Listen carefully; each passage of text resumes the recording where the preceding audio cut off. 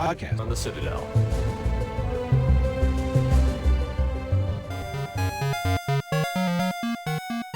Hello and welcome to Mythic Mind Games, where we discuss video games through the lens of the Christian humanities.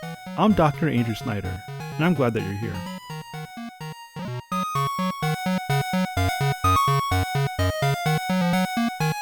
Hey there, welcome back as we wrap up our Mass Effect series. I've really enjoyed these conversations. I enjoyed playing through these games for the first time for me.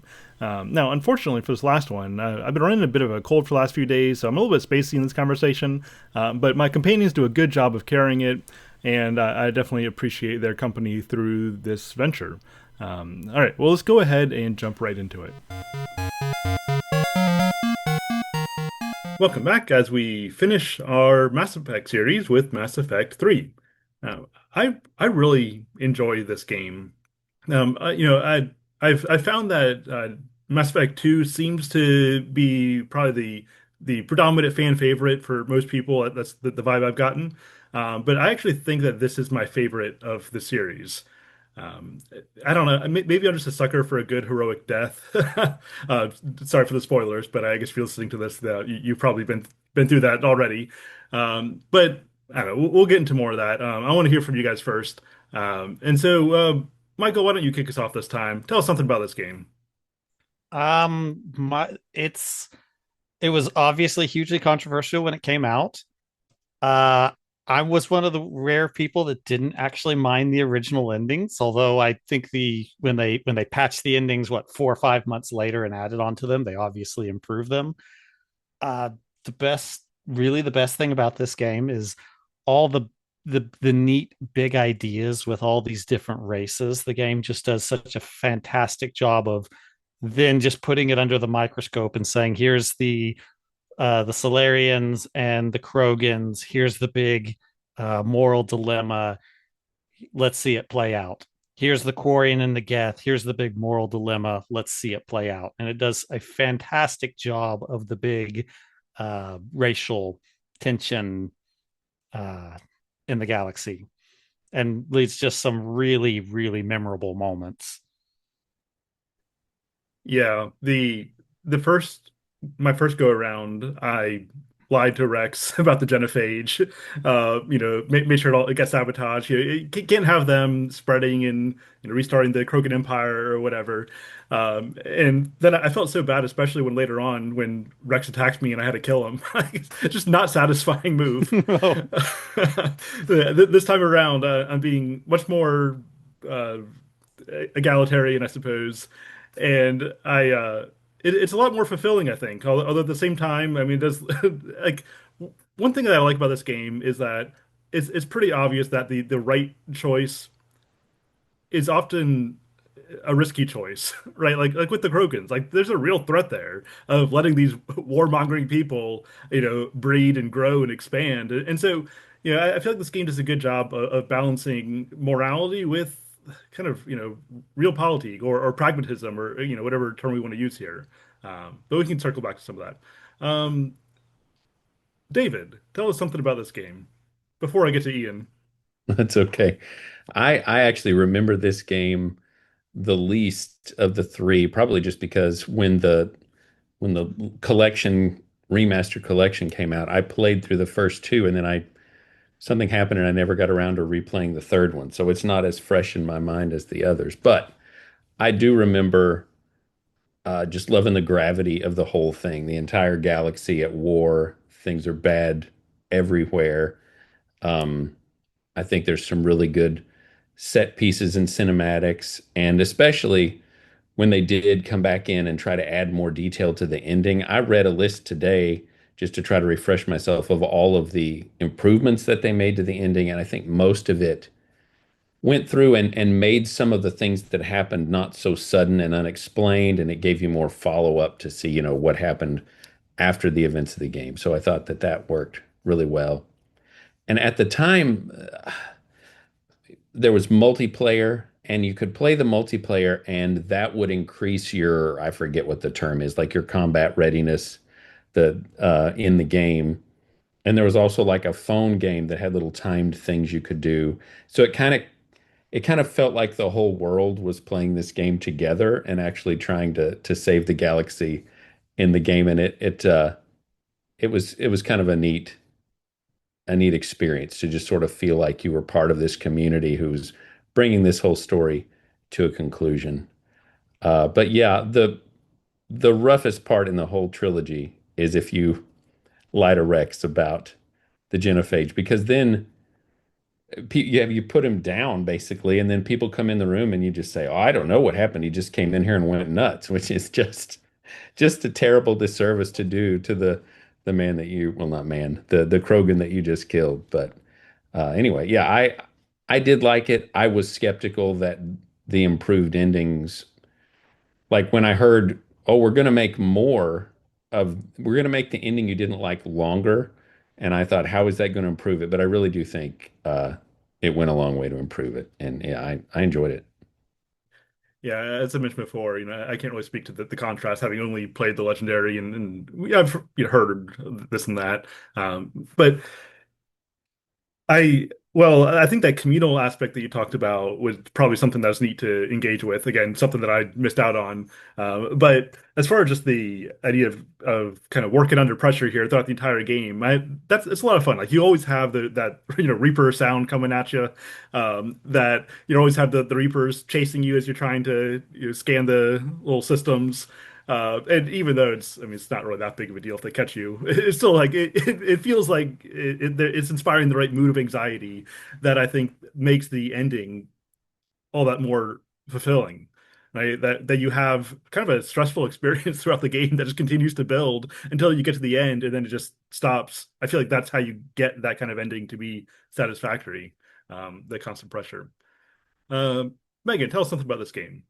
Yeah, for context, I did play the original when it came out, so I came to Mass Effect 1 and 2 late, but I had discovered them before the third game came out. So I was really excited. The build up, all of the gaming community online was really invested speculating on what was going to happen because what was promised was all these different endings that were going to be variable dependent on the decisions you made throughout the first two games and over the course of the third.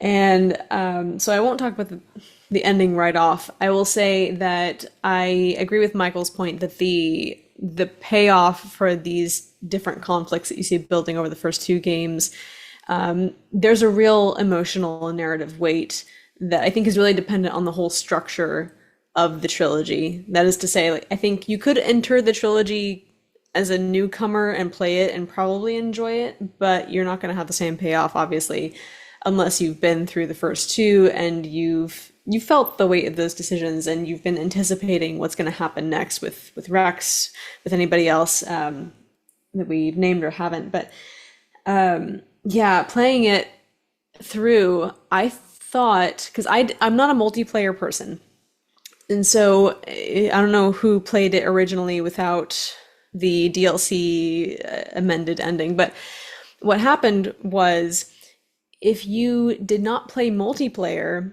you could be a completionist as a single player and do the game, but if you did not play any multiplayer, you could not achieve the ideal ending for the destroy, the one of three option, the red ending, basically. You couldn't achieve the ideal, maybe Shepard's alive at the end ending. And so I thought I did something wrong. I beat this game at like 3 or 4 in the morning on a school night for me because I was in high school. And I was depressed the next day because I was like, where did I go wrong? Was it in game 3? Was it in game 1? What happened? Like, how could this happen? And I think we were seeing at this time, probably not starting with Mass Effect 3, but this creep of multiplayer needs to be integrated into everything and make a ton of money. And if you don't do it, you're going to get kind of narratively punished as a gamer. So what are my thoughts on it? I love Mass Effect 3. It is my favorite of the three. I think the whole trilogy needs to be played as one entity, but I love it. I think the payoff is great. The narrative payoff that Michael was mentioning. I think the performances are excellent. The soundtrack is beautiful. It's very cinematic, the most cinematic of the three. It feels very urgent, but appropriately so. That ending, though, was a killer. And I think the adjustments and the DLC, the Citadel DLC, that kind of fan service send off was fun, But yeah, it's a hard thing to get over when you have one of three endings. Only one of them is good in my opinion. We can talk about that later, but that was disappointing. So the backlash that happened for like months afterwards was totally understandable in my opinion. I was resentful for a while towards Bioware. Cool. Yeah, and I'm sure we'll get into the endings in detail. Ian, tell us something about this game. So I think actually this is a a game where I'm really torn. Like I'm really really torn because um on an emotional level, Mass Effect 3 hit me harder than any of the other two games. And it was actually just one scene. It's the scene where Mordin has to save the Krogan. And that scene, uh, when I played it, I posted to the Discord because I actually hadn't played it until a month ago. I posted to the Discord, I am not okay. Because Mordin, the way he goes out is just so well written and so everything works together to make it one of the best, heroic sacrifices I've ever seen. And unfortunately, I don't think anything else in the game quite matches that. So emotionally, it's extremely effective, but on a gameplay level, and this is weird, but there's a huge, I promised I would drop this word, ludonarrative dissonance when the powers I use. They did a great job in sort of transferring my character from Mass Effect 2 to Mass Effect 3.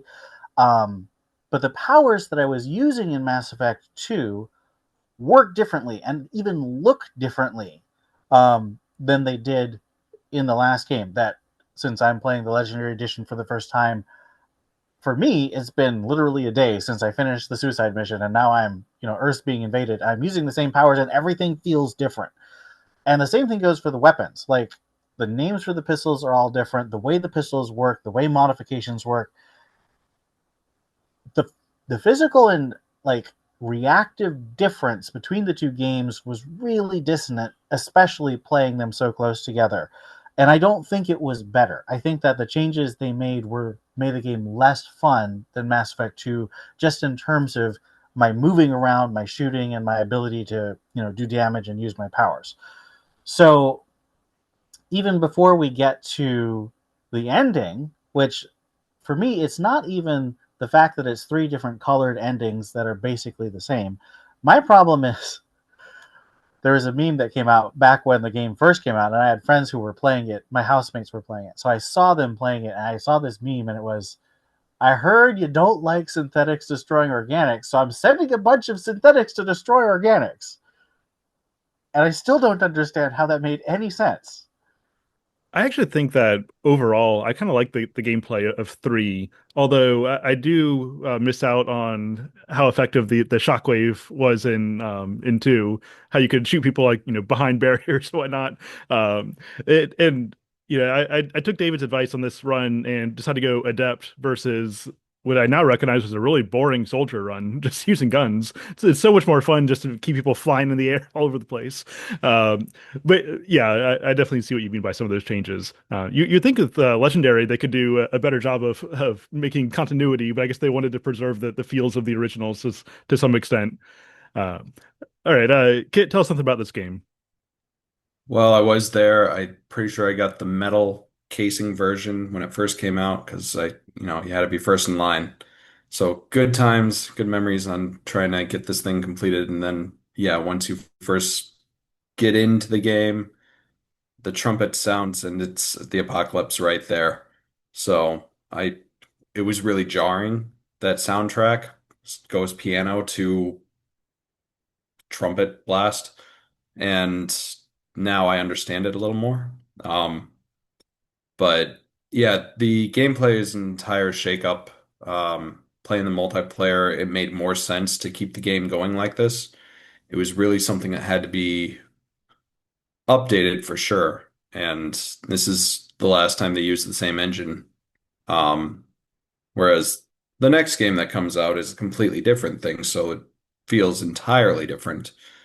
But I'm only told those things because I never went on to Andromeda. But I'll stick with our galaxy because that's the one that we know, and that's the one that is created. So I would say really all the exploring that you did in the first and second, all that is gone. You were now no longer running really against a clock. The second game was more you were timed. Once you hit the Reaper IFF mission, once you hit these things, then you had to do so many missions.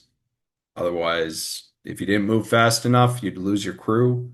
If you didn't move fast enough, certain things happened. So the second game triggered a lot and sort of forced you into the life or death scenario.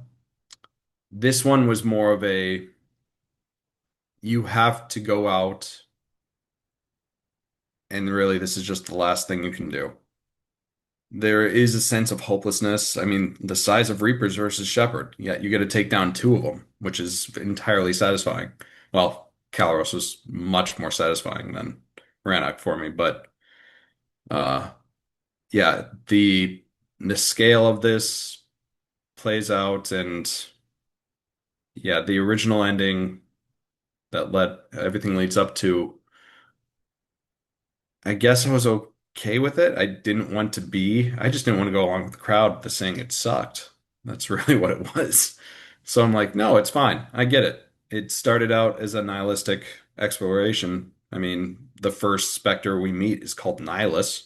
And I'm pretty sure that is no coincidence. So, hey, all these endings make bring about to the same thing, then there you go. So.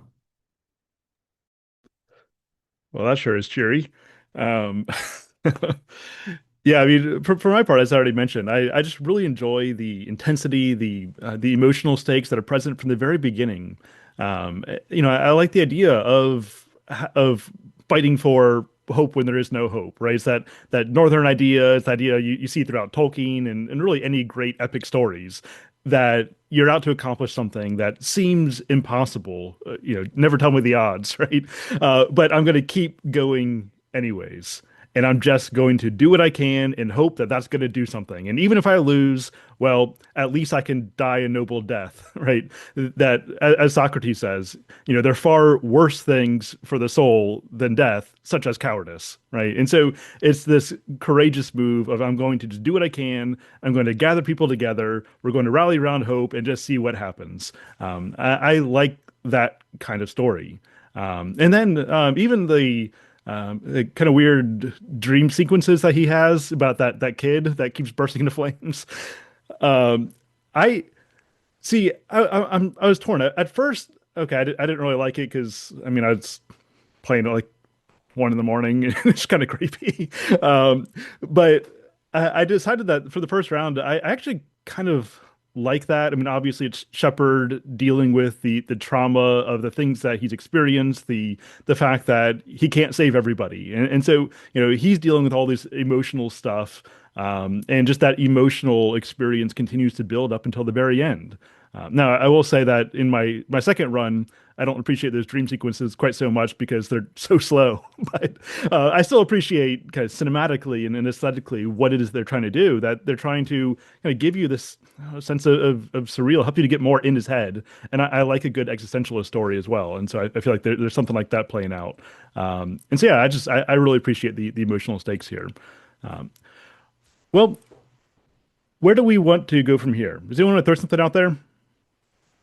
I am curious, what scenes like really stick out from this third game for you? Like I talked about how Morden's sacrifice on Rannoch really hit me. Are there any pieces, the ending or the Citadel party? Well, I think some of the big things that are going to stick out to basically everyone are the how you basically watch most of the species deal with extinction hitting their homeworld, with the Reapers reaching their homeworld. You start with seeing the stakes are suddenly real, the Reapers are at Earth, and it's cataclysmic. And then you see glimpses of it. And it's a shorter section, but the Turian, is it the Turian homeworld or is it their moon? I can't remember. It's the moon, but It's it's the the moon moon. of the homeworld. Right, but it's basically there too. And then, you see at the Krogans, and then you see basically, yeah, you get this whole set through it as you see all of there's this major set piece scene where many of the species are facing basically the end of their civilization. And so all of those are memorable on some ways as you're seeing the different crew members reacting to these crises and the different NPCs and stuff like that. And so those are some of the most memorable spots for sure. And some of those are major story ones too. But In my recent playthrough, I went mostly Renegade, pretty much all Renegade. So none of Morden already died. So when I got to priority Tachanka, it was Paddock Wicks who took his place, and he believes in an originator, which is very different from Morden, who's very much the science evolutionary sort of guy. So that was an interesting play. I kind of like that a little better, but obviously the emotional state wasn't there, losing Morden. But in the after doing that and realizing it's just not fun playing with full crew, you get like four people to choose from for missions, and I avoided Javik just because I wanted to keep it small, and it was not entirely satisfying. So I ended up going back and doing a larger crew where everybody playthrough that I had where everybody had lived, and I've come to the conclusion after doing all these, and really after our first uh, chat together, we know that the AI is evil. So I decided to turn against Legion, who had survived. But if you do it at the end of Party Rannoch as he's trying to upload everything, and you try to stop him, he grabs you, lifts you up by the throat, drags you across, and then Tolly comes in with a backstab, and then he dies slowly and asks, "Does this unit have a soul?" And that was really cool. And I'm like, that is probably the way it should have been overall. We have to get rid of the AI, and this is the way it should go out. Tolly should be the one to kill Legion. there's going to be a lot of calls for the Butlerian Jihad tonight, aren't there? Yup. Not from me. Yeah, I had to look that death for Legion up because I was never going to kill a Legion. He's just too aesthetically cool. And obviously in real life I would agree with you, but yeah, in the game he's too cool of a character for sure. I think the Tachanka episode is I know that was, from my memory, the bits that were shown for teaser trailers a lot. I think they showed other scenes, but it was the Tachanka stuff that they kept showing. And I think that's one of the best written episodes in the whole game. I think it kind of in a way functions as a microcosm of the larger plot, which is you're facing extinction, the Krogan are facing extinction, and what are they going to do to try to fight to survive and save their species? And that is the larger plot of the entire game, the entire trilogy. So that stuck everything there. Whatever decisions you made in previous games, I think that is one of the most emotionally consequential moments or prolonged moments in the game. I want to add too that I had a few playthroughs of the trilogy, three that were complete. And I think also depending on how you play the game, Paragon, Renegade, who you romance also will change how you view certain moments. So I think my third complete playthrough, I had romanced Thane from the second game and then carried that into the third. And his death just had so much more weight doing that. And same with the other characters too. So I think depending on how you play the game, it can shift some moments where you wouldn't have, not that you wouldn't have cared in one instance, but if you play it a certain way, I think it changes the emotional depth to the game. The AI stuff, I'm torn because I am very anti Legion having a soul, Edie being somebody that Joker should go for many reasons. Logistically, I'm not sure how that relationship would work out on a physical level. But the game asks provocative questions about AI and then answers them for you by pretty heavy-handedly letting you know that you should empathize with Edie or Legion. I I want to say that those are interesting questions about, does this unit have a soul? Or, oh, should Edie and Joker even be together? Does it even make sense? They have such a chemistry together. The game speculates on these, but then it really guides you to approving of these relationships. You're kind of the a-hole if you tell Joker not to date Edie, which I did because it didn't have any military consequence, and so I felt better about doing that. I did let Legion live only because I needed everybody to survive. But yeah, I know I'm kind of drifting into a tangent here. But the AI question, I wish the game gave you more room to disagree with the writers about whether a machine that has the semblance of consciousness is actually conscious and has a rational soul. The writers seem very intent on letting you know that that is what they thought, and you really don't have room to disagree in the playthrough unless you want to sabotage the whole fate of humanity and everybody else. Those are my thoughts on the AI questions. Again, I think the questions are interesting, but the game also answers them for you without letting you do so. Before we continue on, I want to say one little thing. I'm glad you mentioned Thane. I think one thing that's really interesting about Thane in Mass Effect 3 is you can't save him, right? And in Yeah. RPGs, you can always go look up a game facts guide that somebody, poorly formatted years ago and figure out the optimal way through. And there's no optimal story for Thane. Hmm. And I think that that's a moment of good writing, is that it's okay for there to be stories where there's a golden ending where everything is happily ever after. I'm not totally against that, right? There's a time for fairy tale endings, but that's also not the story that Mass Effect is telling. And it would have been very easy for there to be a side mission that resolves that in a different way, when Hmm. instead it's just a little side story. He's barely in it. It's a tragedy of life thing, and the universe goes on without Thane. Though he was gonna die of natural causes, so I think we Right. have some room to feel like, oh, okay. But so sad. I mean, sad regardless, but especially with the romance storyline that I had. Very sad, and then very satisfying when you get to kill Kai Lang. Is that his name? I can't remember. Saying that was for Thane. Like it was very it's very rare that in playing a video game I'm actually like cheering as if I'm watching a film happen, but it was so satisfying to be able to kill him in the end. Now that's interesting because most people that definitely makes Kai Lang more interesting, because a lot of people think he's like the most boring edgelord side villain ever that just kind of comes out of nowhere. Because if you play it with that angle, there is actually a personal stake involved, when Yeah. normally there really isn't. Yeah, I think they had some kind of book with him. I never read it. I Spin-off think stuff. I right. think he might have been in an iOS game as well. I can't recall.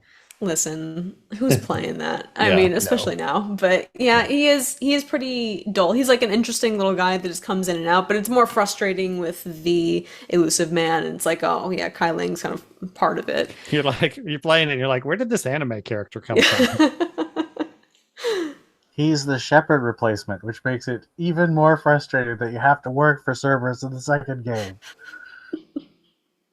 Yeah, in the book, he is shot by Anderson once in the upper thigh and once in the calf, so he's basically left limp and has to monkey bar his way to his ship because he can't walk, and that's why he has all these cybernetic upgrades when he comes back, and Anderson seems really interested in him.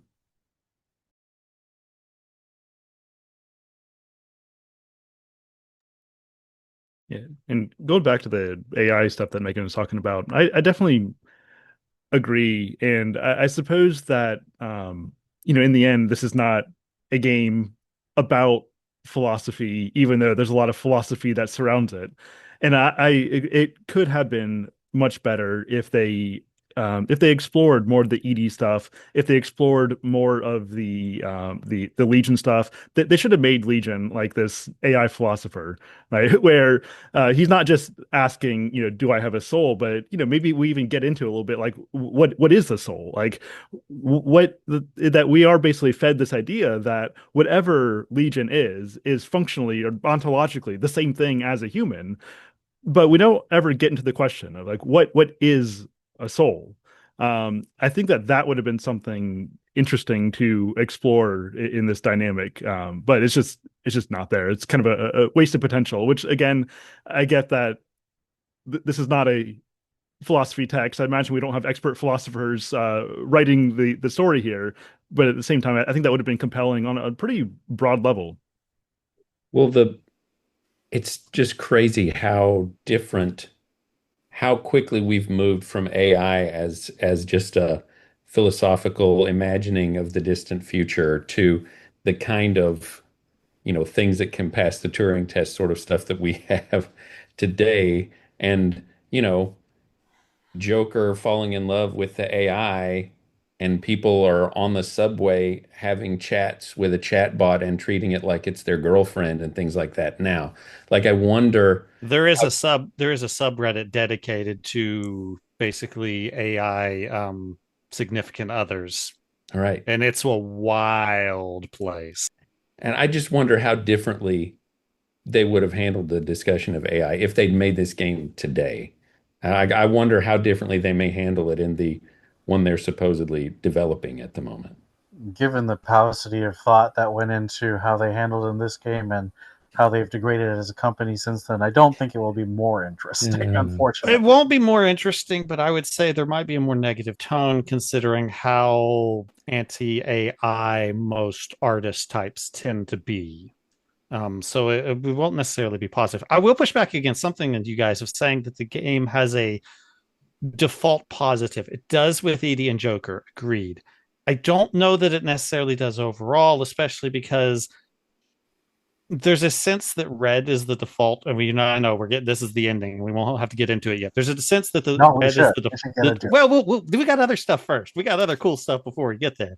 But there's a sense that red is the default ending because that's the only one that has an after credits scene where does Shepard live, right? So there is okay. So is the anti-AI route actually the canonical route? Is a good question, serious question to ask. I don't know.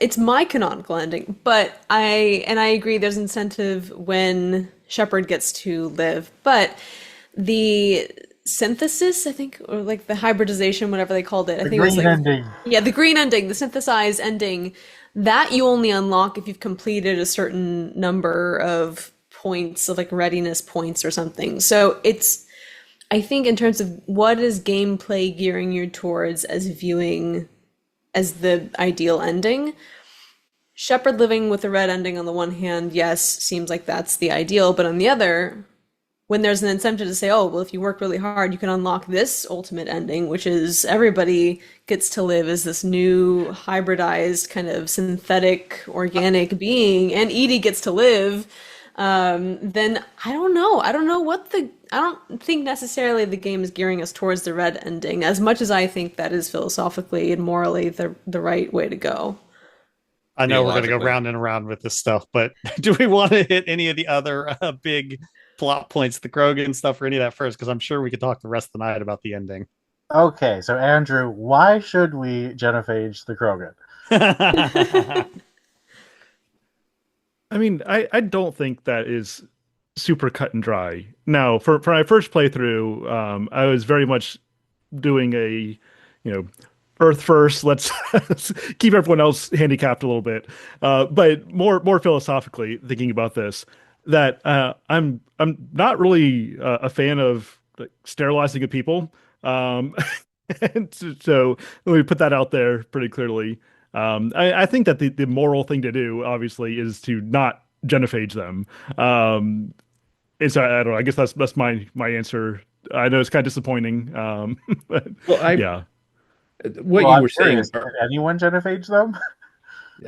I mean, I played through all of them, one as Paragon and one as Renegade. So at some point I did. But what you were saying in the beginning, Andrew, about the moral dilemmas in this game and how you need to take a risk. And I do think it's more than taking a risk. Is it right to kill someone or to damn a race to extinction on the expectation that it might go the wrong way? Is that a fair thing to, is that a fair judgment to make? Is that just? And I don't really think it is, but these are all hypotheticals presented in the game. I mean, Michael is furrowing his brow over there. I would say just to, make the argument. If you know how things have played out in the past, and even now, you talk to Rex, you talk to the other Krogans, and they're very clear that they want to go reestablish their empire, and so they're not really hiding their plans to go out warmongering again. And so, is that necessarily a risk? It seems like their intentions are pretty clear. Actually, I this is something that I think the game did reasonably well, but I wish there had been more of a thought process behind this, because it's my belief, the way I play the game, is that basically Rex, your relationship with him shapes him into the leader who can take the Krogan into a fertile that he can get rid of the genophage without them becoming a genocidal risk again.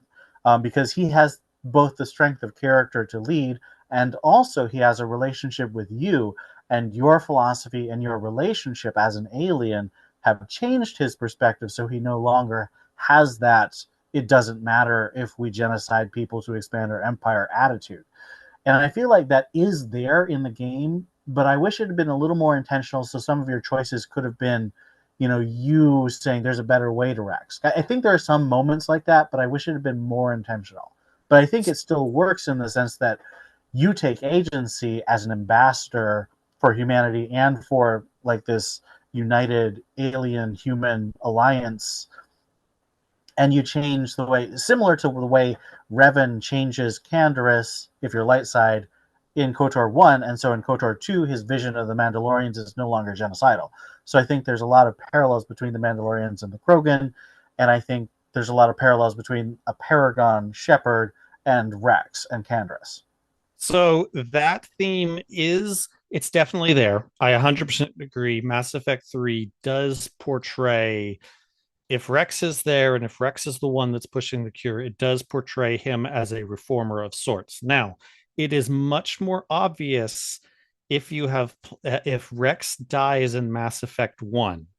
In Mass Effect 3, Rex is replaced by his brother, Erdnot Reeve, who is very clearly the exact opposite. And it becomes the pragmatic reason to not cure the genophage suddenly becomes very much more pressing if you do not have Rex there in Mass Effect 3, because Reeve, it does not hide at all that he is ready to go back to pillaging, right? So that theme that you're talking about, Ian, it's more obvious on multiple playthroughs when you see the difference between Rex and Reeve, that you go, okay, you can risk the cure with Reeve, or sorry, with Rex, but with Reeve, it's like, do you really want to do that? It becomes a significantly more complicated question, I think. So Personnel I is agree. policy.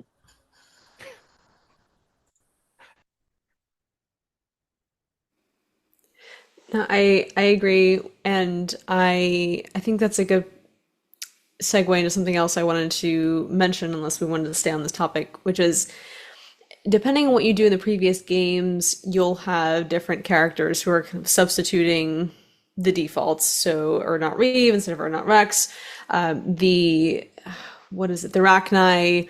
The Rachni are kind of back, whether you wanted them to be or not, but in a complicated way. So that was frustrating to me upon multiple playthroughs to realize, okay, like I made these different decisions. I was hoping to see very consequential differences from one playthrough to the next.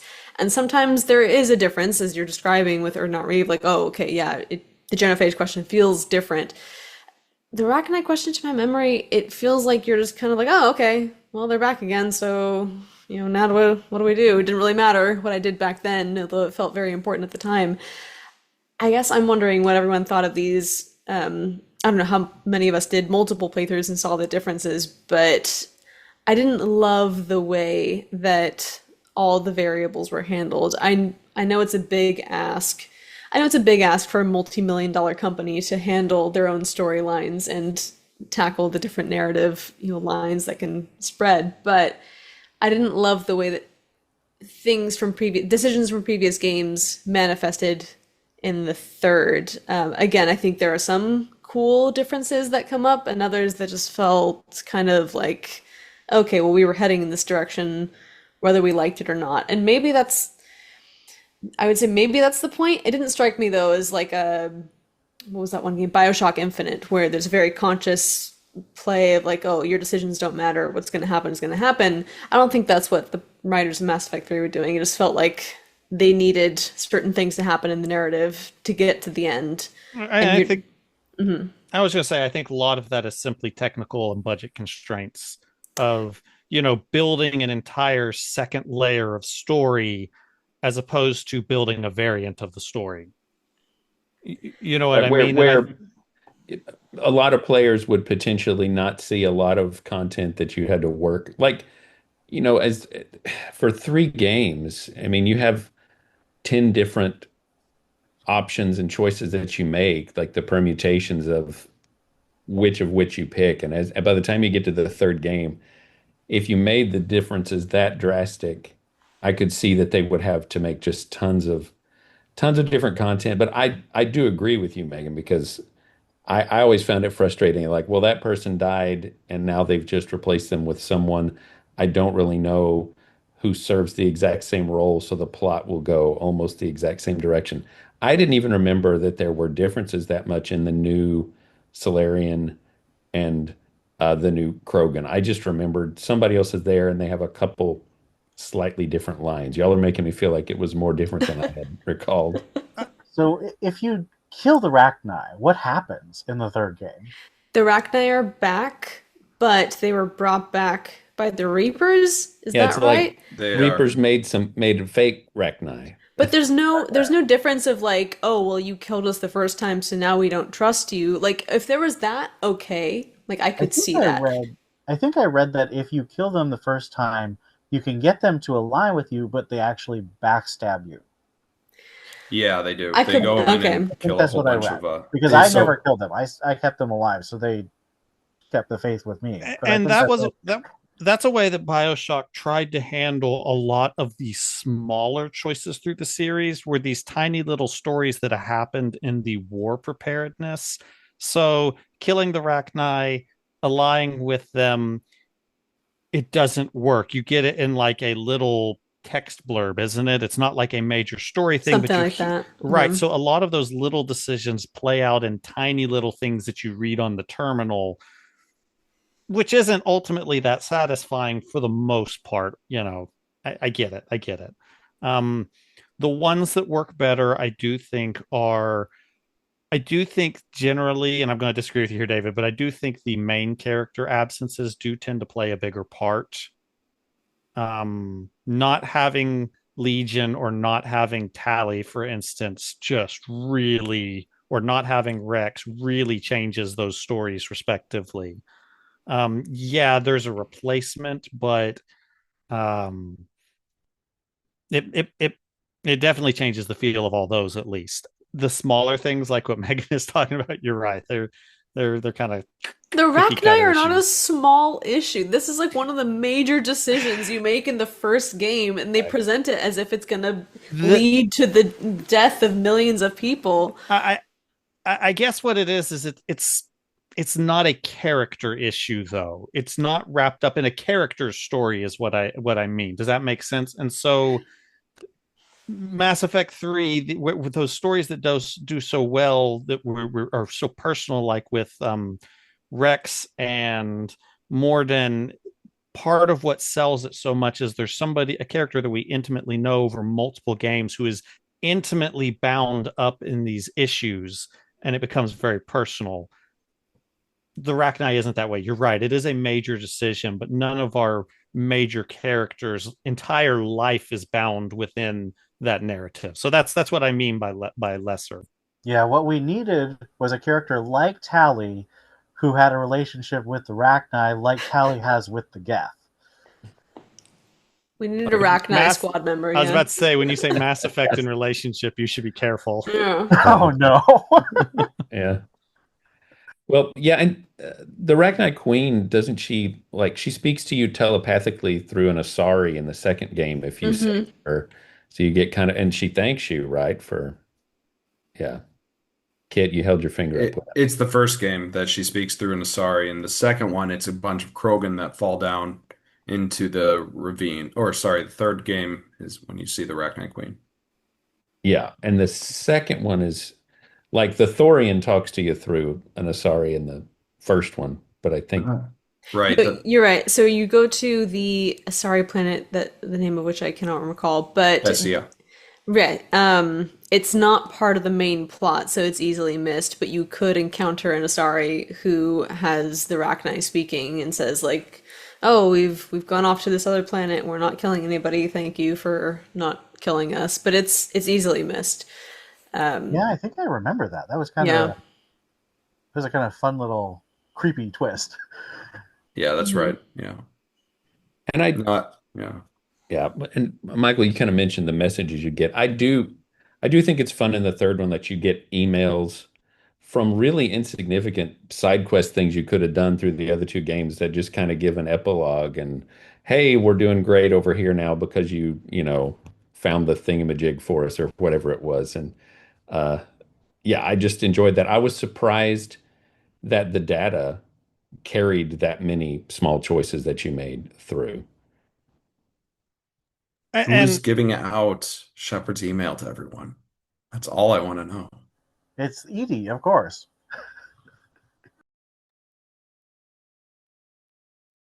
Yeah, speaking of all the various fetching that he's done, I couldn't help but to think in with all the filler fetch quests in this game of where there's really no story behind it. You just kind of find something and then randomly give to somebody on Citadel. And, they'll have some like little non-dialogue.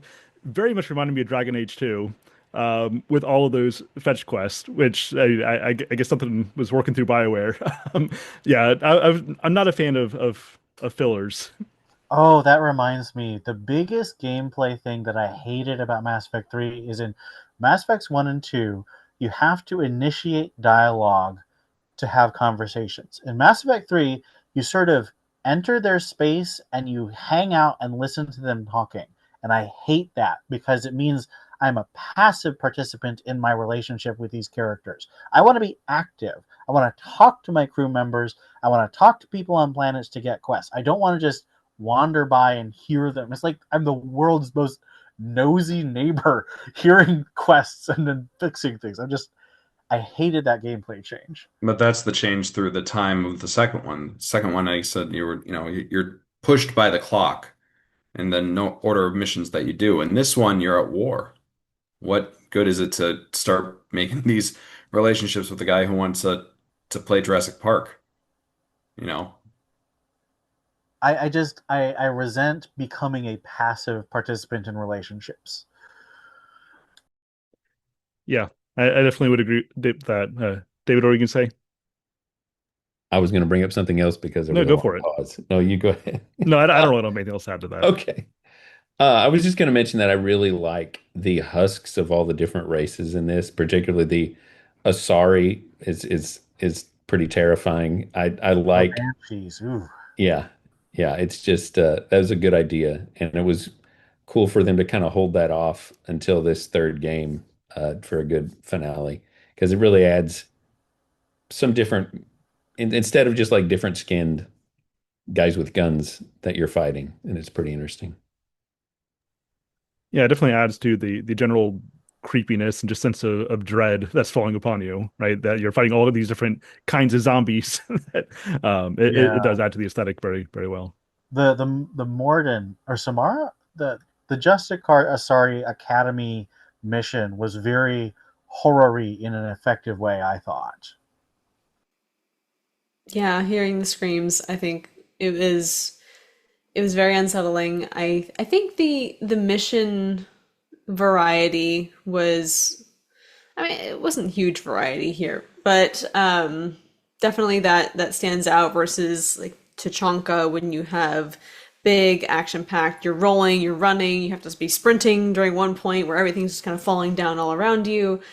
Yeah, I think I was a fan of the gameplay personally, but I also recognize that this was the furthest shift away from the RPG origins, where I think that's why when you're encountering quests from people, I think that's why you are so passive when you're just walking by people and the game kind of hands you new side quests without you having to explore or investigate.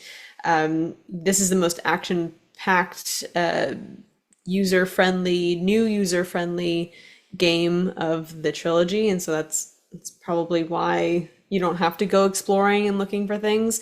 On the other hand, as you're saying with the horror element to this, I feel it is the most cinematic. Like you're getting this flavor of, I don't know, a lot of things are happening to you and you get to kind of guide your character through them. But yeah, I think the benefit, if there is a benefit to shifting away from the RPG element of exploring and finding your own path, is that the game it it curates different experience, different stylistic and tonal experiences, like the, oh my gosh, I can't remember what the Banshee where you encounter them. I know it's on like, it's not on Thessia, is it? It's on some remote like monastery kind of planet where they sequester them off to.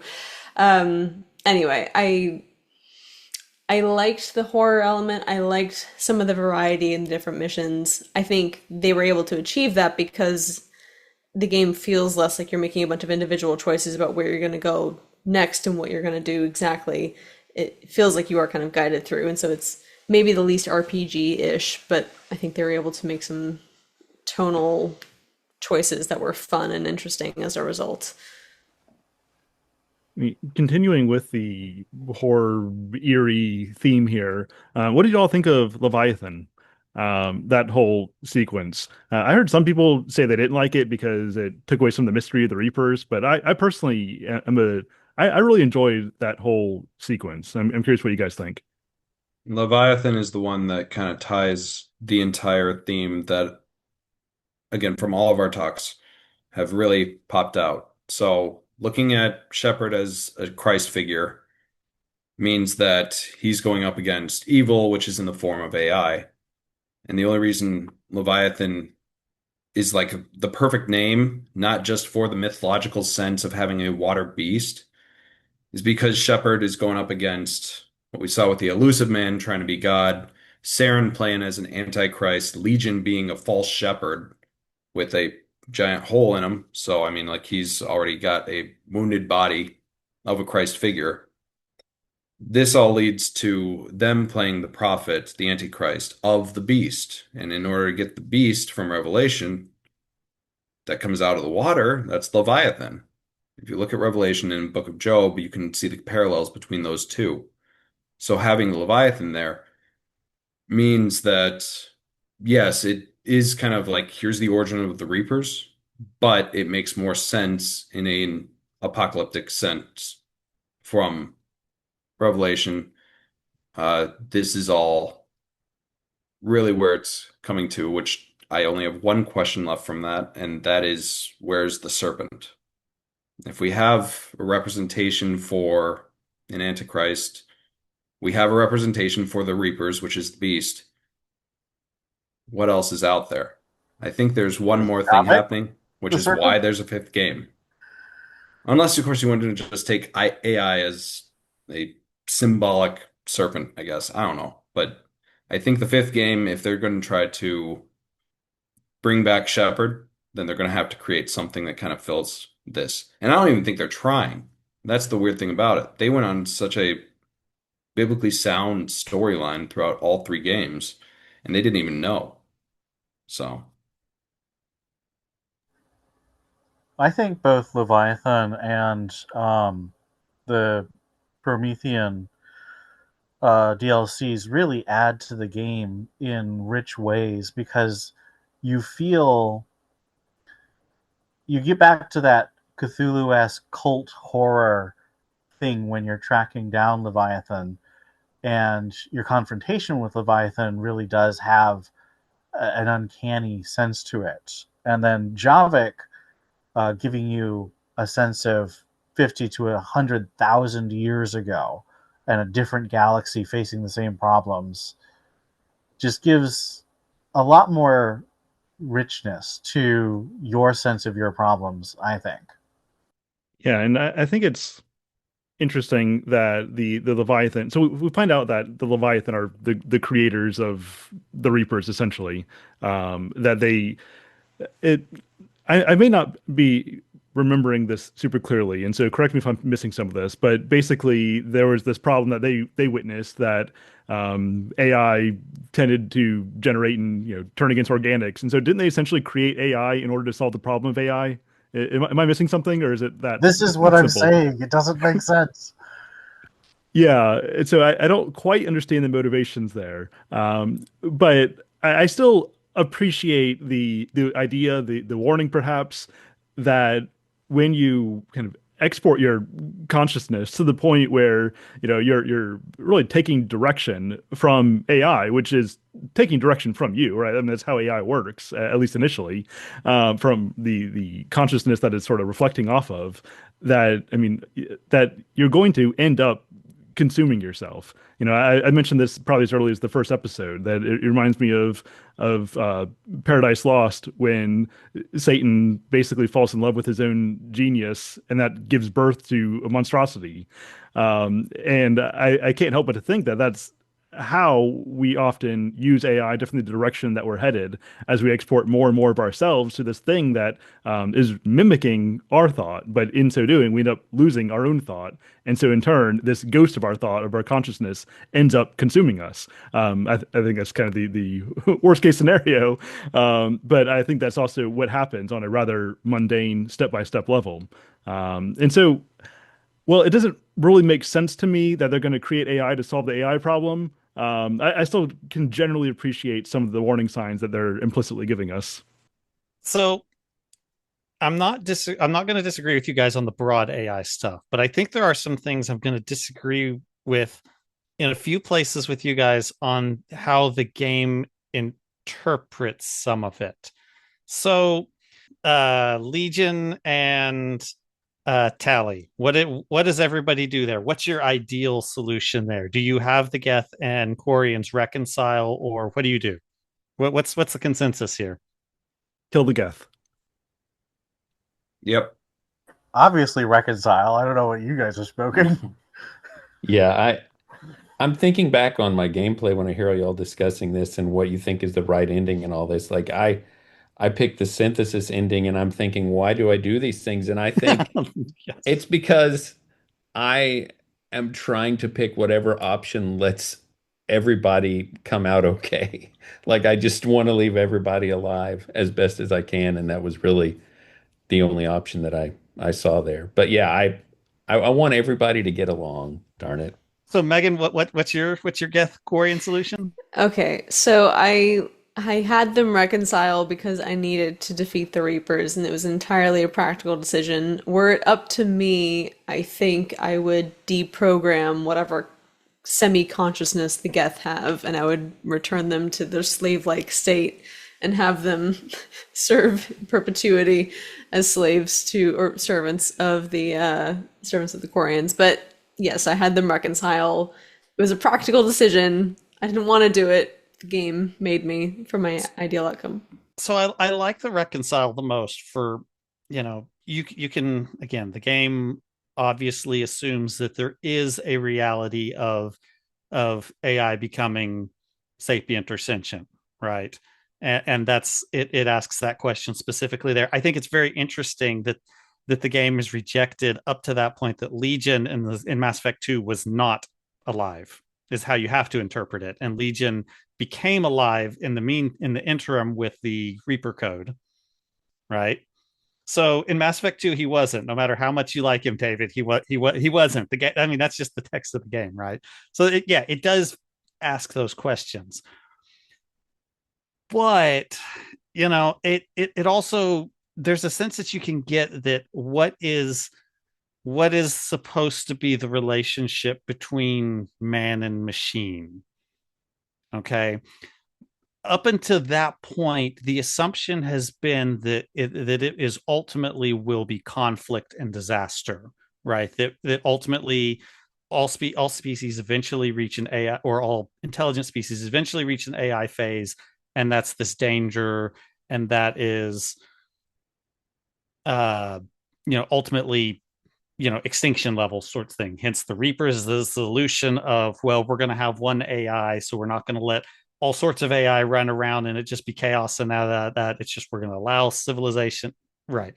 Well, the Quarian and the Geth, it's interesting because it says, okay, what if there's a different solution? And that is, I mean, ultimately the Quarians are mostly back to what they were doing. What were they built to do? They were, or not the Quarians, I'm sorry, the Geth. What were the Geth built to do? The Geth were built to serve the Quarians. What are the Geth doing if you reconcile them? The Geth are still serving the Quarians. So in some ways, it's a reconciliation of purpose. Uh, it's funny how you took the Reaper imagery of the N7 as a false shepherd. You could look at it a different way, as he's a lesser shepherd. That man is made in the image of God, and AI is made in the image of man. So there's this lesser echo of shepherd of what man has created, and it has to fulfill the same purpose with machines. And it's interesting. It's interesting. But like I said, I enjoy that it says, okay, but we've said it always leads to disaster, but there is a return to purpose of machine ultimately still serving man. We're recognizing, the game recognizes maybe they're alive, but the Geth are still fulfilling their created purpose as being created by man. The Quarians, I'm saying man create, machine created by man. They return to their created purpose in that. And I like that. I like that. That's interesting to think about. And yes, it may be presented a little bit utopian, and there's questions. Okay, what does that look like in 2 centuries? Well, it may be problems again. Who knows? But I enjoy that story. I enjoy the way it plays out with reconciliation. And just whatever you do, don't choose the Geth over Tally, because it is the bleakest scene in the entire series. It is so bleak. Okay, that's that. Somebody tear me apart. Somebody tell me where I'm wrong there. It Well, depends on I'm what. with you. Yeah, it depends on how you look at again the AI. I view it as from a part of Satan's minions. I view it as part of something that is evil. So the other two options, if we don't mind going in the end at this point, but the other two options are control of all synthetics or synthesis with synthetics. If synthetics are going to be what is evil and what is part of the old dragons, play here, then you're choosing two options that work with it. And in Revelation and when Christ wins, then that's gone. So I'm gonna have to take the red path on this. I just think that's imposing something external to what the game really allows. Yeah, I think that's fair. Like we need to ask Kate, what is the in-game story? I mean, kind of like, if I'm watching Lord of the Rings, I'm not going to condemn Gandalf for using wizardry. Yeah. But, and I would feel the same, but then Megan brought up in the first one of these talks about the shepherd and the imagery of the shepherd, which honestly I hadn't really thought about before, and how at the end they're saying, "Tell me the story of the shepherd." Is that? I remember it was an astronaut they got to do that with really bad acting. Was it Buzz Aldrin or I think Buzz it somebody was Aldrin. like Buzz that? Aldrin. Okay, yeah, bless his heart. They asked him to do it and he did it, but it doesn't go over I really. love it. Don't take it from me. Okay, It's cheesy, but I love it. yeah. So I do think shepherd imagery, at the very least, is intended. Or, yeah, Yes. it's overt. Yeah.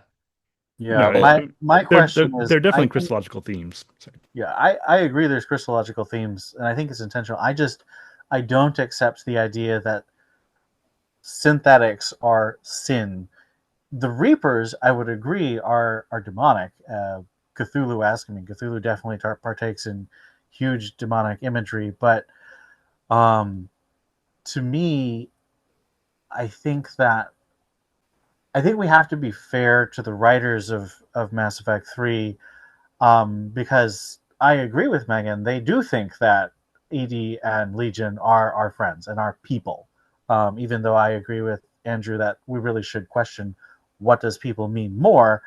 Within the game, they are people in the same way that in Narnia, the White Witch is evil. You could write a story, and Neil Gaiman did, where the White Witch is allied with Aslan, but that is, I think, unfair to Narnia in the same way that it's unfair to say that Edie and Legion are sin because they're synthetic, because I don't think that's what the game says. I don't think that that works unless, as I said, you're imposing a very external set of parameters on everything. I'll give a little bit of a well, this is where my understanding comes from. This is a game that was created in the wake of the Matrix movies, and it was created in a time frame in which nihilism was very popular for children's stories, for a bunch of cartoons that were coming out, for a lot of what was going on in Hollywood at the time.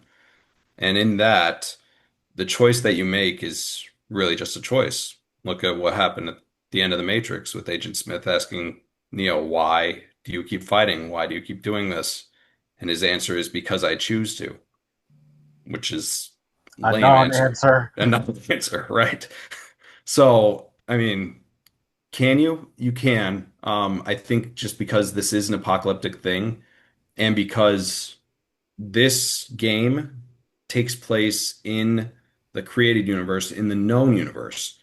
If this was Andromeda, I'd call that science fantasy. This I can call science fiction because it takes place within the parameters of creation itself. Star Wars would be science fantasy because everything is outside of Earth and can be picked off to whatever you want to do. So, because it still has those roots, even though they don't intend it, I mean, there's a lot of people that live in creation that don't intend to recognize the creator, or as Paddock Wicks would say, the originator, or Ashley going on with God. So because they add those things in there, it's not too far off, even if it is against what the author's intent was. And there were many authors that went on to this. The first two were Drew Karpyshyn, and then this last one, I forget who it was, but they had a whole new head writer for this, and a J.C. lot of Hudson and Mac Walters. thank you. Uh, And yeah, and Drew had left to work on Knights of the Old Republic, I believe. The Old Republic. The Old MMO. Republic, yeah, yeah. No Knights of. That was already made. I think there was another ending that was intended for this game, or another way that the Reapers were supposed to go about destroying the universe that was built up, not quite foreshadowed, it's not the right term, but they started setting the precedent in the second game when you find Tali again and she's on this planet and they're discovering, why is this sun aging so rapidly and it's dying way before it's supposed to. I think I read somewhere that was actually how the Reapers were supposed to go about destroying the universe. That was the plan for the third game, and then the plans got leaked. Does anybody know anything about this? So what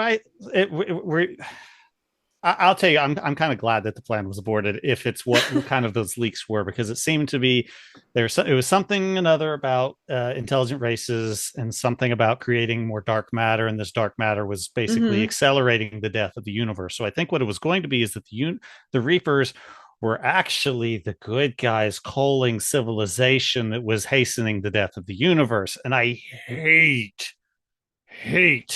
the oh no, the villain was trying to save everybody all along trope. So if my understanding, if that's the way it was going to work out, I'm pretty glad it was shifted. That's a very Western sort of a good guy, though. I mean, if if your only goal is just so that life can possibly continue, so you're going to wipe out life in order to make it continue, that is terrible. I like killing those villains. That's a very Thanos kind of a thing. I think there's a very real contingent of people, academics and not, who believe that if we had fewer humans, that life would be better off on the planet. And so I think destroying those kinds of villains is important for the public consciousness.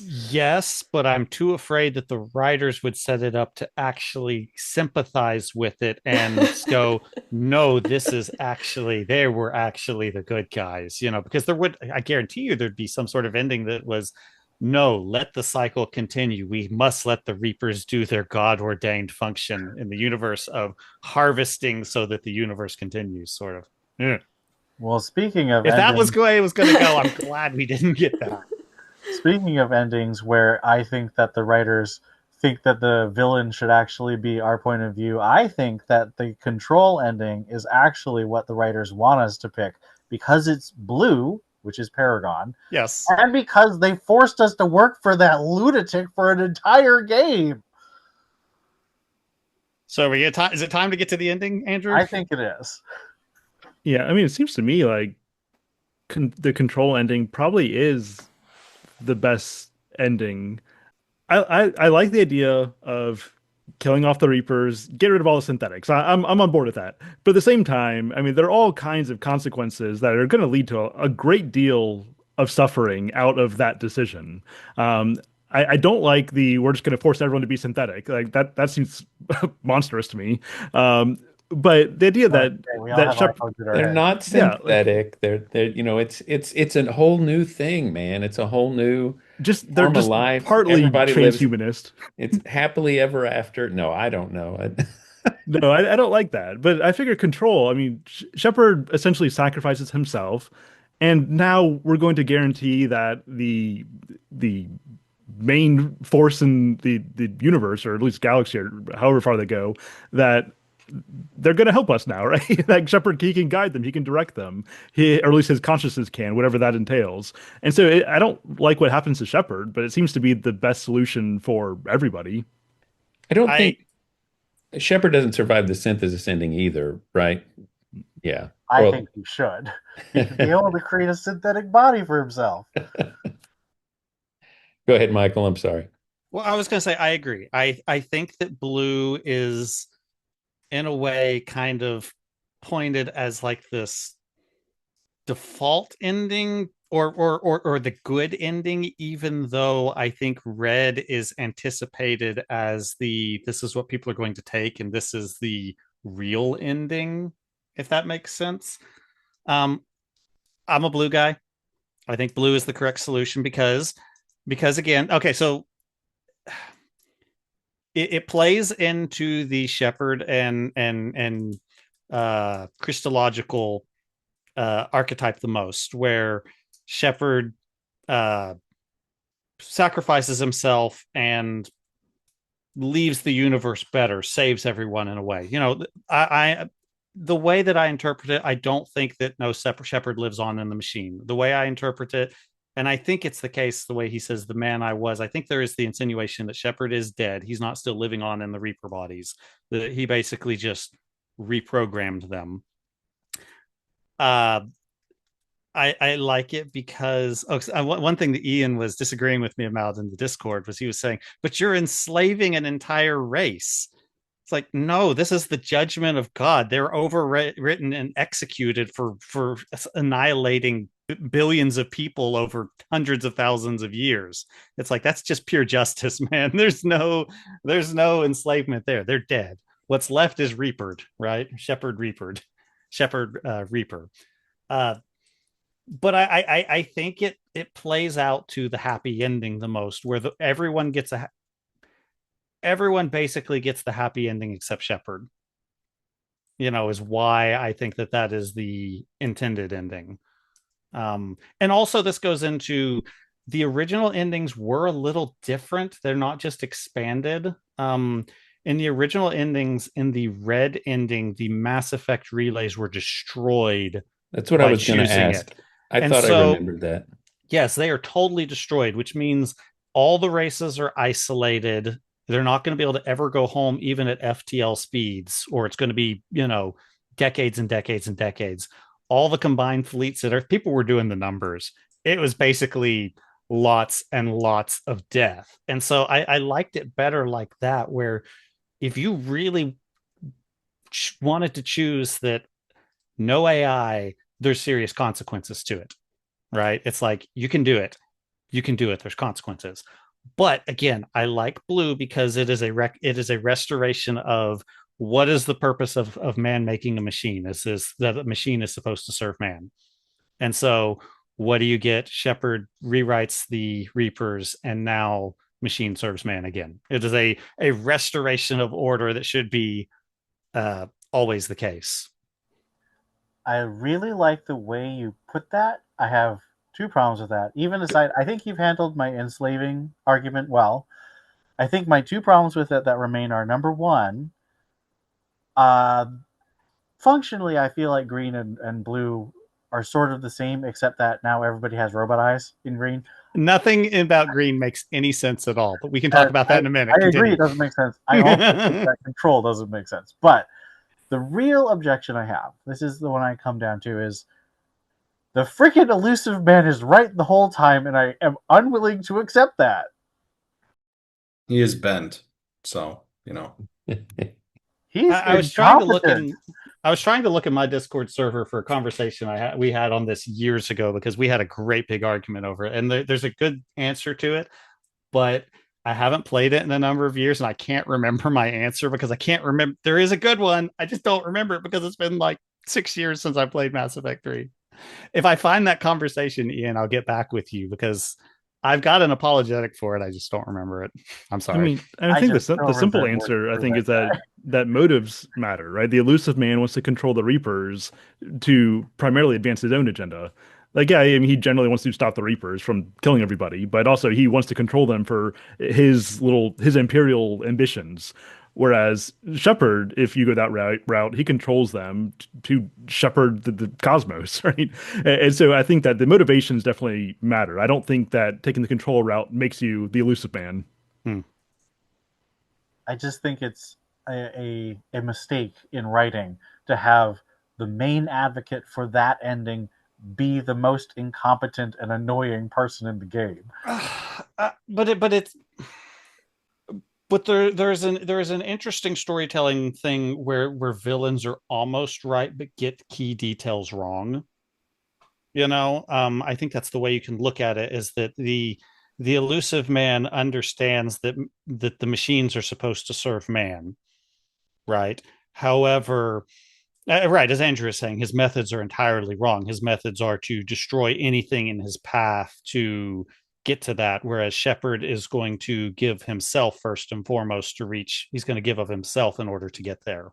And so there's the selfish versus the selfless path to that. And the other interesting thing about that is Shepard never pursues that goal of control, right? That is not something he ever sets out to do. And when the Deus Ex Machina strikes at the very end, and these things are thrust upon him, that's a very different matter than saying that was his goal all along. Was to become this galactic shepherd, or to reprogram the Reapers, because that obviously wasn't. Okay, Megan has had all sorts of shaking her head at me, and I got There's not enough defense of the destroy ending, so I am here to justify why that is the correct ending. Listen, I think there's a lot of cope about trying to join with the Reapers, join with the AI. You are here from the beginning of this game because you see the corruption of all kinds of technology on the human body at first with the husks, and then we see the Reapers and the psychological infection that comes with even their proximity. And what our solution is to continue using them? Was that not the justification used not just by the elusive man, but all these different people? Oh, well, if we just figure out the technology enough, then it will be helpful. We're going to figure out how to use it correctly. Absolutely not. Didn't fly with me. Every bit of technology got destroyed. Do people die? Yeah, well, I think it's a death to have everyone have green eyes and suddenly become, Oh, I agree with that. I don't even know what that was even supposed to mean. Like, what is happening here? What energy is infused that now synthetic We things all have are, iPhones in our head. I told you. No I one guess. knows what it means. But so that's an abomination. I think we all agree, at least No, we maybe. don't. Okay, okay. Well, I agree for all of us that it's an abomination, so we can move on from that point.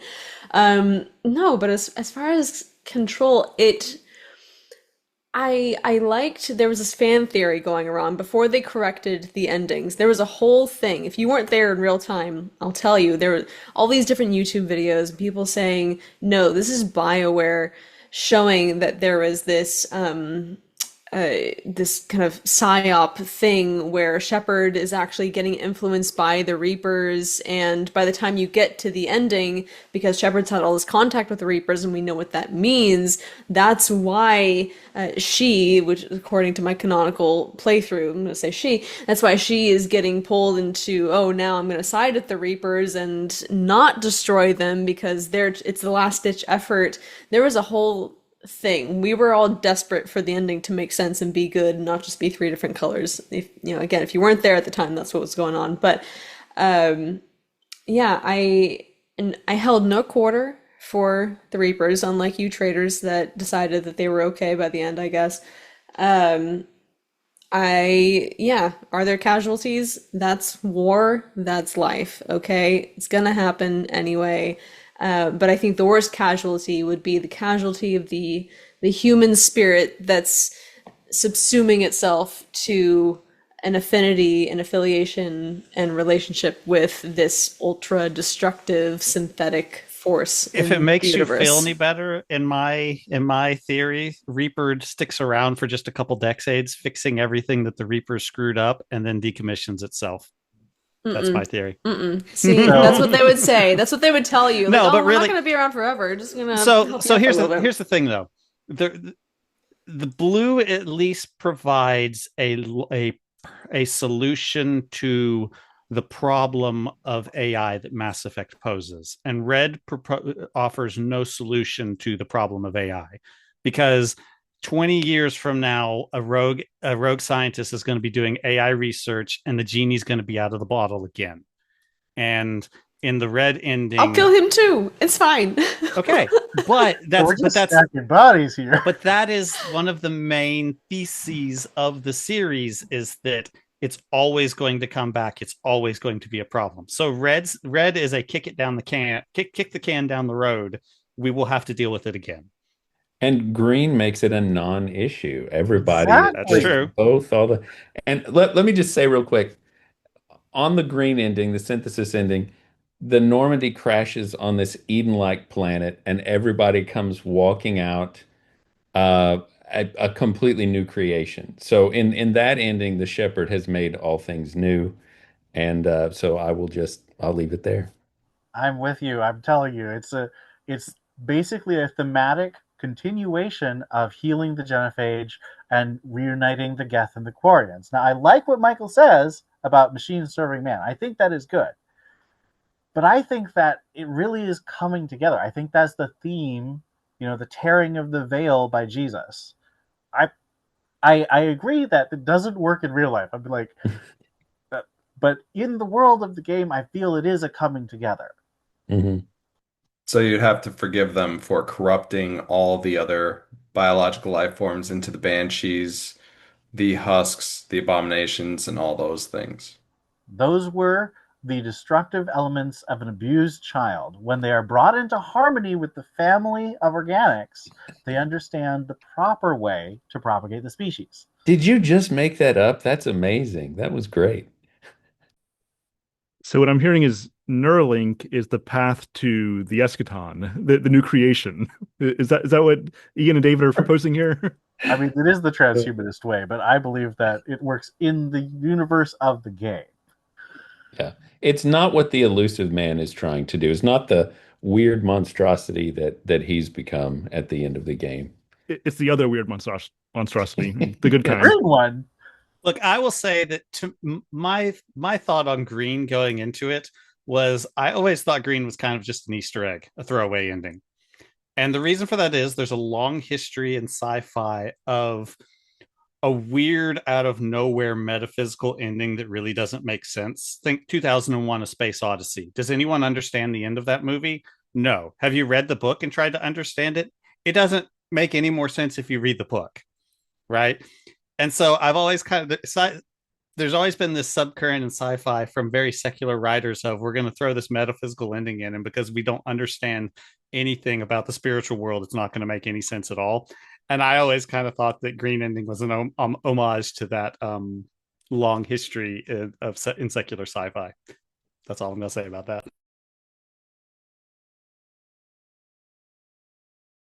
Listen, none of you had the courage to do what I did, which is destroy the enemy that we were fighting. I know, controversial. I defeated the enemy that I set out to defeat, and I saved humanity in the process, and, the rest of them. Did the robots die? Sorry. They did. Turns out the robots that were trying to kill us most of the time also died. I don't know why it's controversial, this ending, but I did the right thing, and I rest easy with that It's knowledge. probably three of you that took red, right? I I mean, to be definitely fair, won. I did take the red ending. Yep. Yeah, but So that was your Renegade playthrough where So you're doing I everything am the red. minority. Actually- I am the minority with one blue. Actually, I will say in my pro-human kill the AI, I actually came out Paragon. So make of that what you will. I'm really glad we have representatives from each ending here. I think it makes the Makes it much discussion better. so much more interesting. Well, and the ratio is here too. So, depending on the war assets you get in the game, there are 6 different playouts for the red ending. There are four, oh, well, reverse then. But there's 4 for the blue ending and 2 for the green ending, depending on how much you bring to the final battle, which determines the survivability of the crucible. Right, and that was something they corrected post DLC, fix the ending, add Citadel, which was you can now play single player and have ideal outcomes. Whereas, as I mentioned before, if you did not play multiplayer, it was definitive. You could not access the full range of endings. They had baked in this kind of junky multiplayer from what I've seen. Like it was nothing super special, but they really wanted you to play it such It was that fun with a friend. I'll defend it. I don't like multiplayer stuff either, but I really enjoyed this. Mainly, I don't like multiplayer usually because I'm playing against 12-year-olds who are way better at it than I am that are just calling me names and stuff. And with this, it's just you and 3 other human players against 10 waves of enemies or defend your guy while he extracts some data or something. And then at the end, you've got to guard the exfil point and wait for the ship to come and pick you up. And it's got like randomized loot drop new character classes you unlock and things like that. So it was fun for a while. I was surprised how much I enjoyed it, but it is kind of gross to hide single player game content behind forcing you to play I multiplayer. kind of think it was a That was my failed main issue. experiment. I think it Yeah. was an experiment that ultimately just doesn't pan out as well in practice as they were thinking when they're like, oh, it'll be because David talked about kind of getting this feel of we're all trying to save the galaxy to get that up. And I think that that's probably the feeling they were aiming at. Mhm. Yeah, there was some like app or some other game. I don't remember. Like there was that, and then there's the single player game, and there's multiplayer. So, recruiting different assets, if we're doing the most generous view of it, it's probably what they had in mind, except multiplayer also in general, I think makes you more money because you can buy more stuff and whatever. So that's Right. the ultimate motivation. But yeah, Can you they still fixed play that, the thankfully. multiplayer? No, probably not. No, I doubt it. Servers are shut down. no, unless some Okay. fan has figured out how to run their own server, which happens a lot, but I haven't heard anything about it. Right. Well, the game's like 13. It came out in 2012, I think. So yeah, there's no way. Yeah. And there were also people upset about Javik being DLC at launch because they'd planned to make him part of the main game, but then they ran into a lot of developmental delays and had to cut a lot. I think they'd intended originally a lot more ending options than they actually had to resort to. More missions And too. yeah, but Javik, I really thought he was an interesting character. I love that everything Liara thinks she knows about the Protheans is just thrown back in her face because he's this warlike guy that she'd never imagined the Protheans being like, and that was a lot of fun. Yeah, Especially on that mission on the sorry, homeworld. If you take Liara and Javik, it's just it's both funny and sad because Liara's just having her head exploded, and Javik's like, "You guys are so stupid. This is obviously Protheans." yeah, I like Javik. I've been palling around with him in this run. I think my favorite party so far was that limited time when I got to use Rex in the third game with Javik. I feel like between the two of them, we're just this little war gang just annihilating everybody. Yeah, I like Javik. You tend to think like Liara does that, when you're thinking about sort of this mystical kind of race, right? These people who lived 50,000 years ago, it's very easy to build up a fantasy lore around them. But then, it's kind of like the way that people, well, the way that we talk about paganism sometimes, and you go back and look at how the pagans actually lived, and it's very different than what we tend to have in our mind in our romanticizations. Um, Another weird little storyline that runs through all three games is that guy Conrad Werner. Did you guys? It's such a funny, I love him. yeah. My favorite delivery of dialogue in the first game is when you shut him down and he's just like, "I thought you were a hero," and he's just whining and does the weird Mass Effect turn and walk off after he whines. But yeah, depending on how you interact with him, he just goes off and gets himself killed for masquerading as a specter and stuff like that. I enjoy when they manage to carry through really small little almost side jokes like that through all the games. Yeah, and it so enriches the overall experience, which sounds like an obvious thing to say, but when I see, and I've brought up Dragon Age Valgard before, and I won't go on a tangent, but when you hear developers complain or writers complain about, well, there's too many variables, and oh my God, like all these different decisions, how are we going to do it? Let's just burn down the whole map and move on from it. What else are you doing, BioWare? What else are you known for other than really rich storytelling and all these companion side quests and everything? But yeah, I think those are moments that make Mass Effect really good, where you see whether it's in the little messages that you get or in the more overt Conrad Verter storyline. What else are we doing here? Because what else is BioWare known for? It's not for like the really excellent gameplay mechanics, obviously, especially not in the first Mass Effect game.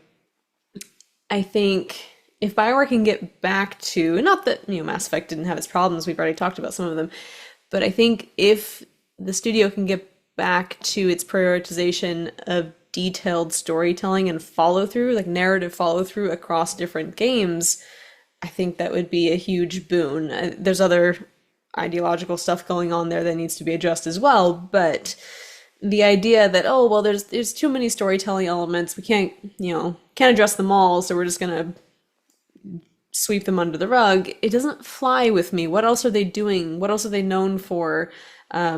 What are these millions of dollars? Like, where else is it going other than to fulfill my little fun Conrad Werner storylines that I expect to see after three games? That's my rant about what they should be doing in the future of BioWare after this. Because, yeah, Andromeda, nobody wants to see it, nobody cares. Because I think there was also very little carryover from this trilogy into that one. I understand that was kind of the point, but I think that's also why it flopped, in addition to some other issues. Right. Yeah, and you do get to the end of games like this sometimes and wonder, or like a TV series or a movie series, whatever. And I'm just sometimes shocked that it appears like they did not have the end in mind when they began. And I really feel like that's a really important part of storytelling. And I've never written a book, Michael, so you can correct me if I'm wrong, but I just feel like an outline that includes where you are trying to ultimately go, unless you're just trying to make a serialized TV program that you're going to run as many seasons as you can until you get canceled.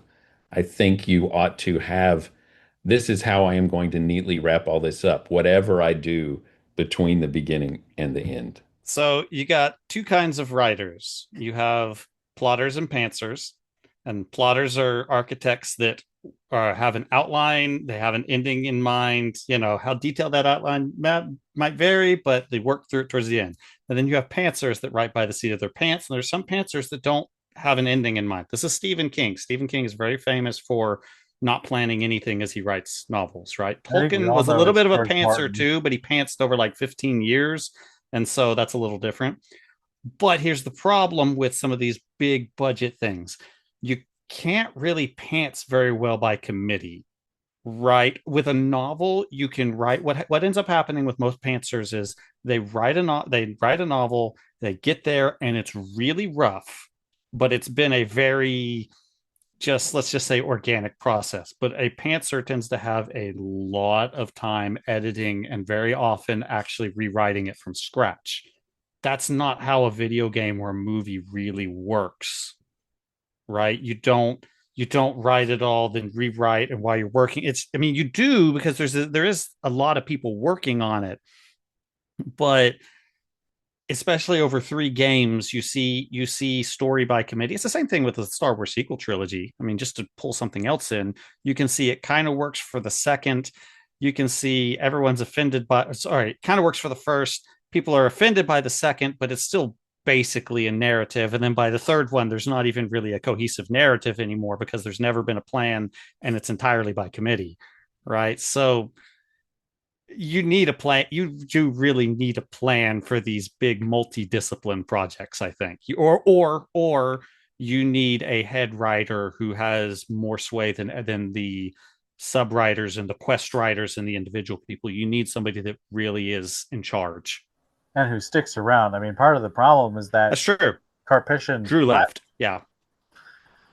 1/3 of the original staff for this Mass Effect 3 was left by the end of it. And yeah, they got 3 months of reprieve, pushed it back from a Christmas launch to March, but the original ending is still the original ending. Which the original timeline for launch was probably way too aggressive anyway. Let's be real. It could have used another year to bake. But There was even a problem, which I don't hear people talking about anymore, but when it launched and I transferred my uh, Paragon male Shepard over, he did not look like himself at all. And they realized, yeah, there's something wrong with the importer. We're going to fix it. But I had already finished the game by the time they fixed it. And then I re-imported my character, and I was like, yeah, I wish he'd have looked like that the whole way through the game. But um, yeah, it didn't work out. Um, oh, does somebody have something else to oh, say? I was gonna ask one other little question. Did anybody ever do ending 4? When you Yes. shoot the Do little nothing guy, and let you them shoot the little win. boy in the head? Or you don't do anything if you just Walk wait away. long enough to. Oh. Do you know about that, Andrew? So they added this later too, and basically, if you refuse to uh, choose one of the colors, or if you walk away, what happens to Shepard? Does the Star Child kill Shepard or something? I don't remember how it does it, but it's basically treats of it's a game over, right? But it Finishes goes the to, fight. yeah, it goes to this cutscene that of 50,000 years later of basically it's Liara's time capsule. And so they added in this ending for all of you people that really just hate all this in these endings, there is a forget all this. We're going to let the next cycle have their better chance with Liara's time capsule. So there is a fourth ending The for the people that hijacks really hate it. evolve. That's funny. Hmm. Yeah, I probably Google or probably YouTube Liara's ending for Mass Effect 3 will probably show it up. It's very short. It's very short. It's clearly something they threw together in, 2 days as a we're sorry if you hate it. Fine. You can reject our endings. You can reject our endings. So, Mass Effect Andromeda, which I enjoyed well enough.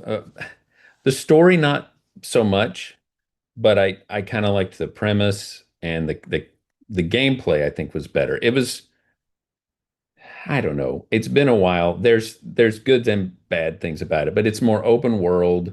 You have a vehicle that you drive around. You have a lot of little unimportant things to do all over the map. Um, but the premise of it is that these people left the Milky Way before the events of even the first Mass Effect, I believe. And then they travel in a suspended animation for like 600 years and get to the Andromeda Galaxy. So it's way past the events of the Mass Effect trilogy in the distant future in another galaxy. And they have no way to even know what did happen here because they've traveled so far. Um, I felt like it had a pretty good setup, which I said in the Discord. The ending was a good setup for better games that we won't ever get to play. There are whole races that aren't in the game because they had intended to make, I think, possibly DLC where there were other ships that came that had like the Quarians and the other races on it.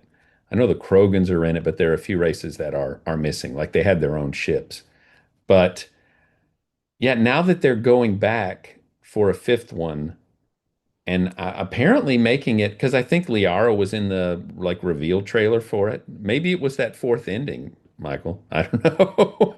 But I don't see how they can raise the stakes from the entire galaxy uh, surviving annihilation. I don't know what you maybe it'll be a buddy cop game. Who knows? I am a big proponent of stories need to end, and as far as I'm concerned, Mass Effect has ended.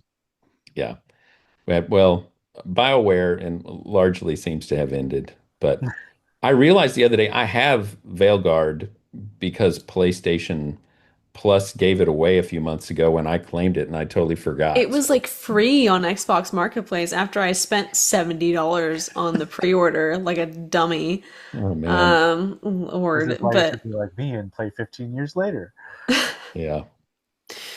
no, I don't know what's ahead for Mass Effect. I think their options are either to continue in the Andromeda universe and do dramatically better than they did the first time, or maybe they could go a little bit earlier in the timeline, like the Human Turian War, but we already know the outcome, and so, I it is hard to imagine what they're gonna do next with this. I think, Shepard and the other characters that you get, they're great, they're really memorable and they're fun. Andromeda, they would need to do something very different. I know this isn't an Andromeda discussion, but I don't even know if I played it multiple times. It wasn't even that it was bad for me. It was very bland in my view. It was hard to remember, and that I Right. think was its greatest sin. In addition to the pretty gnarly launch, where somehow the animation and character Yeah. design looked very funky and I bizarre. love the GIFs from the broken Yeah. animation. Oh my God. They're so The wonderful. eyes that are like going in different directions. It Yeah. was it was crazy that you had this triple A huge game. I remember like watching The Walking Dead and there were these cinematic ads for Mass Effect 3. Like this was a big event for a video game release, and then Andromeda just kind of appeared and then disappeared from the public consciousness without much notice. It was kind Yeah. of sad to think about it. hmm I don't remember the villain. I don't remember what his goal was. Um, I kind of remember what he looks like a little bit, but I don't remember what he was doing. So that doesn't speak well of it. Well, is there anything else before we wrap up this whole series? Anything else that anyone wants to mention? I don't think we've talked about it here. We talked about it before we started, but I really recommend at least giving yourself a save so you can play the Citadel DLC party after you do whatever choice you make, because it's so much more fun to end the game just hanging out with your friends in your apartment than with whatever the crap ending you picked. I have heard people that they stop their playthrough. They do Citadel last, and they stop their playthrough at the party, and they're done because they remember the endings. They don't need to do it again. Although they miss Anderson's wonderful death. That's the Anderson's death Mm. makes the whole end worth it, no matter what. It is so it is such a good scene. Keith Davids knocks it out of the park. He just has to say, "I'm proud of you, son." And I'm like, See, I appreciate the wanting to end with a party hanging out with your friends in the apartment. At the same time, I think you need the catharsis. Like you need it to come to an emotional, abrupt ending. And so even if we might debate what some of those endings are, I feel like you need something. You need some loss amidst the victory. And while I did say that I feel like the control ending is the best way to go about it within what's given in the universe, that there is this fatalism that AI is always going to reemerge and try to wipe us out, essentially, that you need something to try to put an end to that. And I feel like the control provides a way of doing that. However, I do think that in my reckoning, the best, most satisfying ending is the red destroy the machines. Shepard dies. I don't even want Shepard to be alive at the end. I don't consider that to be the best ending. I think that the best ending on a story level is he dies, and in his dying, he redeems death, right? That's what the Reapers stand for, essentially. And so I think that that is the most satisfying ending. Well, it's your podcast, so we'll give you the final word. Come on. All right. Well, thank you for joining us. Thank you, Michael and Megan, for joining us for this series. And I hope to see you again. Megan, definitely pull you in when we do Dragon Age and whatever else you want to join in for. Please. And yes. And all right, we'll go ahead and wrap it there for Mass Effect, and we will figure out what we're getting into next time. Till then, Godspeed. All right. Thank you for listening. I've really enjoyed that conversation. I've really enjoyed all these conversations, and I hope that you have as well. And if you'd like to participate in some of these conversations, then you can head over to patreon.com/mythicmind, become a patron at any tier, even $5 a month, and that will give you an open invitation to all three of our shows. Because as a reminder, we have 3 shows running right now. We have the main Mythic Mind podcast, which is currently focusing on some C.S. Lewis stuff. We also have Mythic Mind Movies and Shows, which is in the midst of a Star Wars series. And of course, we have Mythic Mind Games. And so becoming a patron at any level will give you access to all of those podcasts, early and ad-free, delivered into one single feed, open invitations, full Discord access, and some other perks along the way. Oh, and also Tier 2 patrons, that's $10 a month and higher, are also getting access to my new Intro to Philosophy course, and so that's available if that's something that interests you. All right, well, that's it for now. Looking forward to next time in a couple of weeks. I think that we're going to start a series on Final Fantasy. Now, that is going to interest a number of you. If that doesn't interest you, then know that there are going to be a lot of episodes between. This is going to be a long, kind of overarching series. There are a number of titles in this franchise that I haven't played yet that I'd like to before we talk about them. There are some that I would like to revisit that I haven't played for a long time. And so that being said, seeing as I'm not playing video games all day, every day these days, there's going to be plenty of opportunity for other things in between. But as far as just the big ongoing series, that's what we're going to be looking at starting next time. All right. Well, that's it for now. The next thing to be coming out from Mythic Mind will be over on the main Mythic Mind podcast, where I think we'll be doing an introduction to That Hideous Strength by C.S. Lewis. All right, well, that's it for now. Until next time, Godspeed.